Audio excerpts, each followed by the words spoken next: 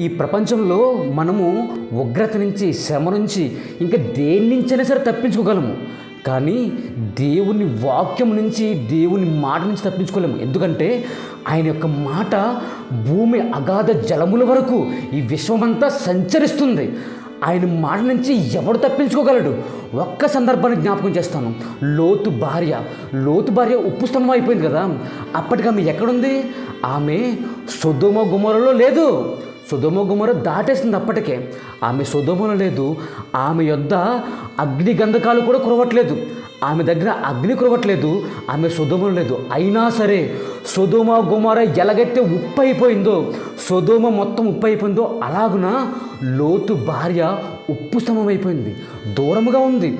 సొదొమకు దూరముగా ఉన్న ఉప్పు స్తంభం అయిపోయింది. ఎలా అయిపోయింది? ఆమెలో సొదొమ మనసుంది. దేవుని మాట నుంచి ఎవడు తప్పించుకోగలడు?